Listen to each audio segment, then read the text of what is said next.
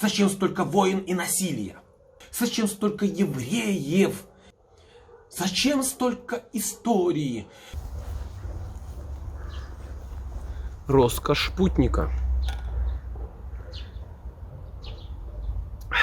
Пью чай под старым кедром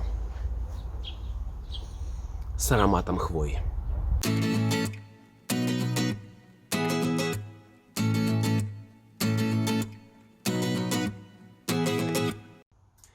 Слава Иисусу Христу! Дорогие друзья!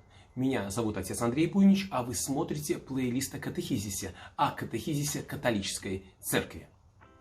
Тех, кто впервые сегодня зашел к нам на урок, я приглашаю начать с первого видео в этом плейлисте.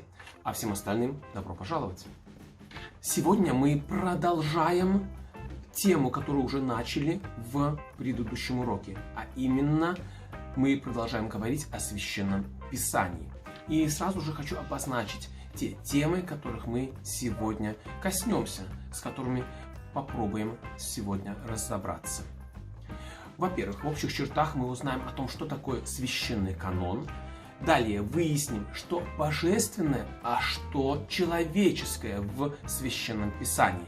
Ну и напоследок скажем пару слов о единстве Ветхого и Нового Заветов.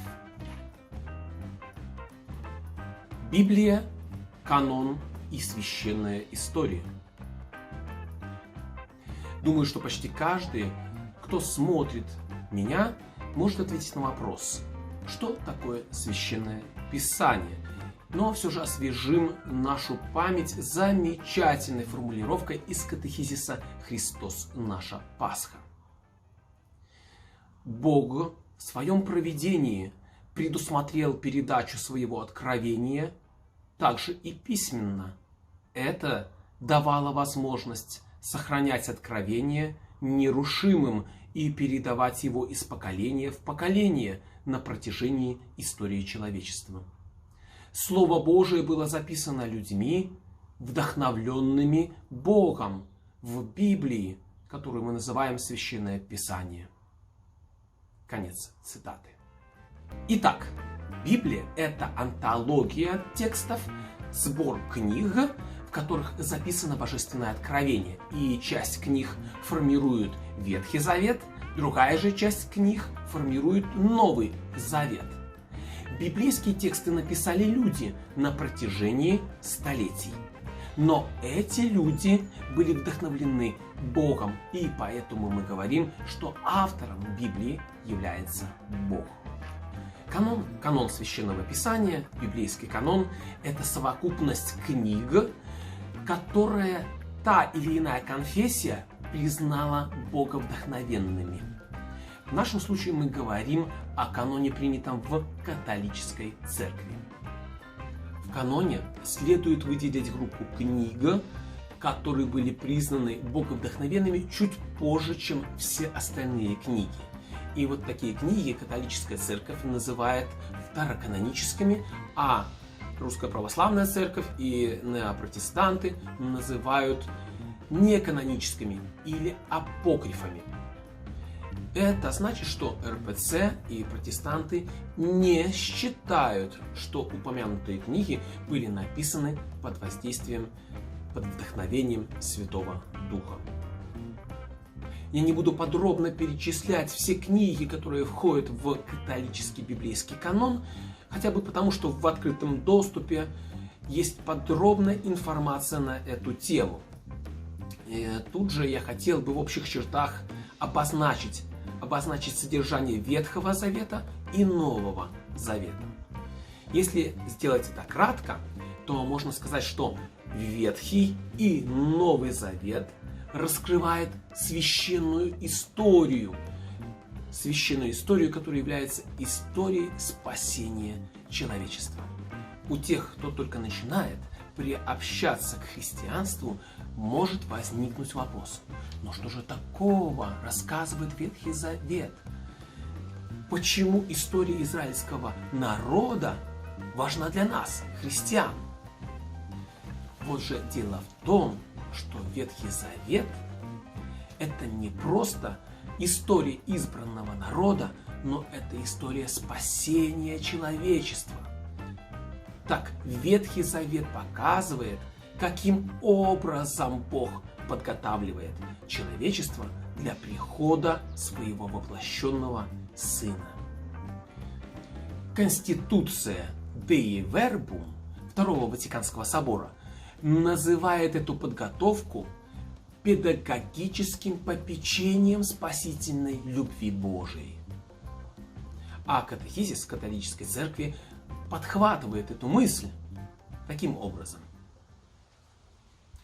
Действительно, домостроительство Ветхого Завета было прежде всего направлено к приготовлению пришествия Искупителя мира.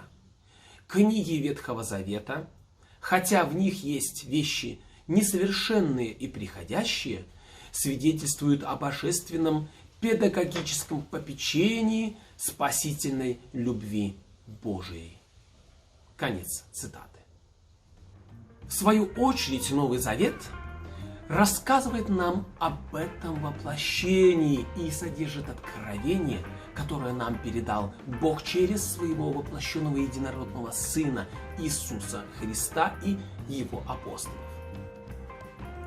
Можно сказать еще иначе, что Новый Завет, а в особенности 4 Евангелия, является сердцем всего Священного Писания.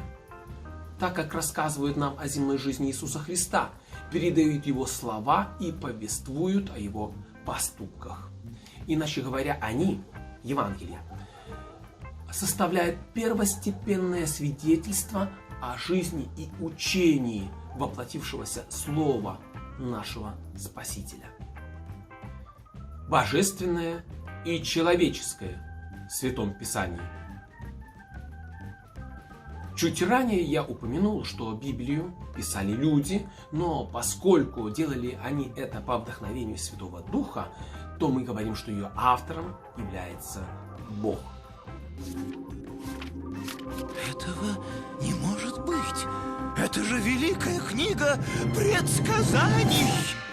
Вполне естественно полюбопытствовать, что же в Библии от Бога, а что от человека. Самый очевидный человеческий вклад в Святое Писание нам помогла увидеть библейская критика. Библейская критика – это отрасль теологии, которая начала формироваться, можно сказать, с началом формирования библейского канона, но особое развитие получила в 20 веке благодаря немецкой школе теологии. Ее сторонники желали максимально рационально подойти к исследованию библейских текстов. Мы не будем углубляться в подробности, но лишь обратим внимание на то, что положительного дали нам эти исследования. Итак, благодаря библейской критике мы узнали, например, что библейские тексты можно отнести к разным литературным жанрам. Да-да. В Библии есть, например, историческая литература, мифы, легенды, а даже сказки. И тут сразу же хочу подчеркнуть, что наличие в Святом Писании мифов, легенд и сказок ни в коем случае не умаляют и никак не делают его, Священное Писание, менее священным или менее правдивым. Речь идет лишь тут о языке, литературной форме, которыми тот или иной автор излагал свои боговдохновенные мысли. Тут я предвосхищаю ваш вопрос о конкретных примерах и скажу так для затравки, для интереса, что книга пророка Ионы – это анекдот или сказка, а книга пророка Иова – это драматическая литература. Псалмы и некоторые фрагменты книги пророка Исаии – это поэзия. Напишите, друзья, знали ли вы об этом и хотели бы, чтобы я выпустил отдельный ролик, посвященный литературным жанрам Библии. Ну и чтобы не пропускать наши уроки, уже сейчас, друг, подписывайся на мой канал. А чтобы нас было больше, пошли ссылку на этот плейлист своему лучшему другу. Единство Ветхого и Нового Заветов. Когда я только начинал быть практикующим христианином и пробовал читать Библию, то Ветхий Завет во многом вызывал у меня отторжение. Зачем столько истории? Зачем столько евреев? Зачем столько войн и насилия? Это лишь малая часть тех «зачем», с которыми я встречался. И поэтому ничего удивительного, что эти вопросы как бы суммировались в одно большое «зачем». А именно, зачем нам Ветхий Завет? Может, нам хватит доброго и светлого Нового Завета? Впрочем, я не первый, кто задал себе такой вопрос. В древности были люди, у которых была та же проблема. Проблема в том, чтобы увидеть преемственность между двумя заветами. Одним таким известным человеком был Маркион, основатель одноименной ереси. Чтобы не отвлекаться, я не буду ее подробно пересказывать. Просто скажу, что он, Маркион, считал невозможным примирить между собой оба завета. А даже считал, что они рассказывают о двух разных богах. Ветхий Завет, по его мнению, рассказывает о жестоком и мстительном Боге. Зато Новый о Боге Отце, сыном которого, собственно говоря, и является Иисус Христос. Так как же связаны между собой Ветхий и Новый Заветы? Мы уже частично ответили на этот вопрос, когда говорили о истории спасения. Да, именно такой был план Бога. Он вошел в историю через избранный народ, а потом еще в большей степени вошел в историю через тайну воплощения. И народ, которым является его церковь. Кстати, оба катехизиса, катехизис католической церкви и катехизис Христос наша Пасха, подчеркивают, что единство двух заветов вытекает из единства замысла Божия и его откровения. Ветхий Завет готовит новый, в то время как новый исполняет ветхий. Они проливают свет друг на друга, и оба истинное Слово Божие. Если вам еще мало конкретики, друзья, то оба катехизиса предлагают нам обратить внимание на библейскую типологию, которую христиане знали уже с апостольских времен.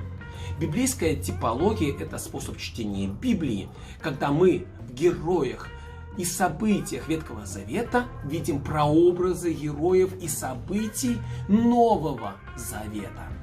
Например, в Исааке, которого Авраам собирается принести в жертву, мы видим прообраз Иисуса Христа. Во медном змеи, которого возносит Моисей на пустыне, мы можем распознать крест Христов. И таких прообразов множество. Друзья, я не претендую, что в своих уроках полностью раскрываю вам заявленную тему. Воспринимайте их скорее как конспект или лекции, в которых, как я надеюсь, вы получаете вдохновение самостоятельно искать, дочитывать, доучивать. Мои скромные уроки – это только вехи, знаки на пути, которым вам стоит идти. А в следующем видео будет тяжелая для многих правда. Мы поговорим о том, кто имеет право читать и толковать Библию.